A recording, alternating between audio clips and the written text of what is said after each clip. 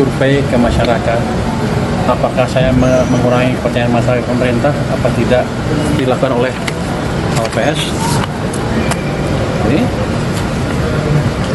Ini indeks kepercayaan masyarakat ke pemerintah. Kalau jatuh seperti ini keadaan buruk. Kalau sana bagus. Ini kemarin waktu bulan September, Agustus September itu turun terus, Juli, Agustus September turun terus ke titik terendah sini. Inilah terjadi banyaknya demo. Tapi kita lakukan kebijakan yang mungkin untuk sebagian kalangan agak drastis, agak ceplos. Tapi ini berhasil mengembalikan sentimen masyarakat ke pemerintah. Justru ini levelnya sekarang dalam pusaran disrupsi global dan ketidakpastian ekonomi yang membayangi. Bangsa ini membutuhkan pejabat publik yang tidak sekedar kompeten, tetapi juga berani bersikap terbuka dan transparan. Gaya komunikasi yang belak-belakan, ceplas-ceplos, seperti yang ditunjukkan oleh Bapak Purbaya Yudisadewa saat ini, bukanlah sebuah kelemahan, melainkan sebuah kebutuhan mendesak bangsa di era digital saat ini. Di masa lalu, komunikasi yang formal dan penuh retorika seperti Harmoko, Sri Mulyani, dan Luhut Binsar Panjaitan mungkin dianggap mencitrakan stabilitas. Namun, hari ini masyarakat sudah cerdas dan menuntut kebenaran data secara langsung. Purbaya dengan berani menunjukkan data-data real, termasuk bukti bahwa indeks kepercayaan masyarakat sempat anjlok ke titik terendah seiring memburuknya ekonomi dan merebaknya demonstrasi. Gaya ini telah membangun jembatan kepercayaan yang otentik.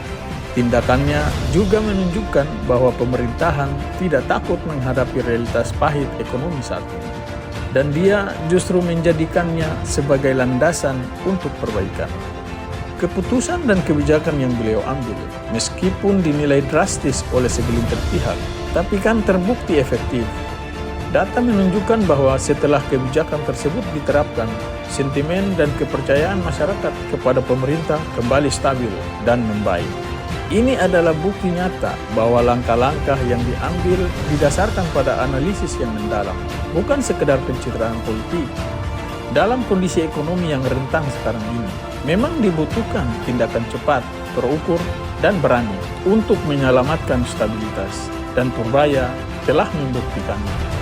Sangat disayangkan keberanian seorang Purbaya dalam menyuarakan kebenaran dan bertindak lugas justru menuai kritik dari sekelompok orang dan rekan-rekan kabinetnya yang tampak tidak nyaman dengan perubahan ini.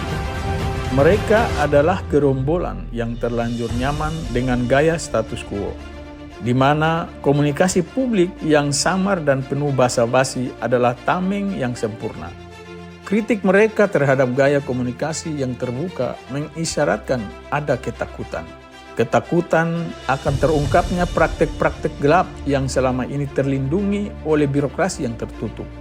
Mereka yang vokal menuding keterbukaan sebagai upaya melemahkan pemerintahan, sesungguhnya sedang berupaya mempertahankan benteng di mana korupsi, kolusi, nepotisme, pungutan liar, dan oligarki dapat berlangsung tanpa sorotan. Mereka mendambakan kembali masa-masa ketika pejabat dapat bersembunyi di balik formalitas dan keengganan untuk membeberkan data kepada publik. Pejabat publik yang transparan seperti Purbaya adalah ancaman bagi agenda mereka. Karena Purbaya telah membuka jendela ke ruang gelap pemerintahan, memaksa semua pihak untuk bertanggung jawab dan bekerja demi kepentingan rakyat. Jika kritik ini datang dari mereka yang terbiasa menikmati keuntungan dari sistem yang korup, maka kritik itu sebenarnya adalah pujian terbaik bagi Purbaya Yudisadewa. Beliau adalah perpanjangan tangan presiden yang berani membersihkan keranjang-keranjang kotor, sebuah figur yang dibutuhkan Indonesia saat ini untuk menjamin bahwa stabilitas dan kepercayaan yang dibangun saat ini bukan untuk melindungi para mafia, melainkan untuk menegakkan pemerintahan yang bersih, jujur, dan berpihak kepada kepentingan nasional. Untuk itu teman-teman, mari kita tetap dukung Purbaya Yudisadewa terhadap gaya dan gebrakan-gebrakannya saat ini. Semoga ini menjadi contoh bagi pejabat-pejabat kita secara nasional, baik di pusat maupun di daerah. Bagaimana pendapat teman-teman? Silakan berikan komentar di bawah ini. Terima kasih atas perhatiannya. Wassalamualaikum warahmatullahi wabarakatuh. Salam dari Kayu Merah Putih.